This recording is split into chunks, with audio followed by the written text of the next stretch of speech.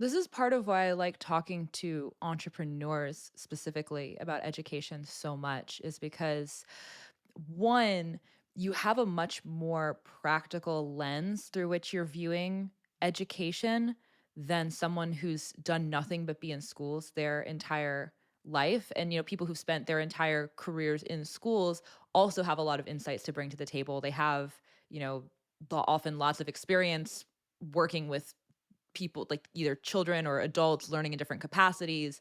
I don't mean to diminish that, but entrepreneurs who are out in the real world, they're seeing the practical applications of what they're learning, tend to have a really sharp and really precise perception of what's actually useful. Which is part of, when you started describing your own educational journey and the way that you're consuming content, you're making honestly more space to learn than a lot of college kids doing the bare minimum to pass the test so they can, get check all the boxes and have a good time in college along the way. But you're thinking about what you're learning in a way that, I mean, this is what learning is supposed to be. It's supposed to be a lifelong pursuit. That's this iterative process of, you become curious about something, or you have a practical application for some form of information. You have a thing in the world you want to accomplish, a thing you want to learn how to do, a type of conversation you want to be able to have. And so you go learn to the task or learn to the application, or just, satiate some of this innate curiosity. And then you go apply it to the world. And then that brings up a subsequent set of questions that you can then go answer. And the learning becomes this iterative process where you learn and then you do. And then from the doing, you come up with a new set of questions. And then you learn again to the next set of tasks.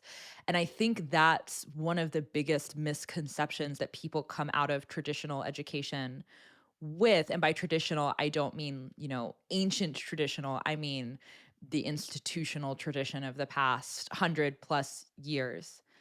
The entire structure of the system is predicated on the idea that education is just a thing that you complete, and it's a box that you check on the much longer to-do list of a lifetime, where it's like, okay, there's education and there's higher education and then there's career and then there's retirement and there's like a bunch of other, steps along the way that you're supposed to complete. But it's a phase that you grow out of, and curiosity is a thing that you grow out of. Like, we consider culturally curiosity to be a very childlike trait, and I find that uh really off-putting that we just sort of relegate it to, oh, this is like little kids are really curious about things. Like, you'll outgrow it. It'll be fine.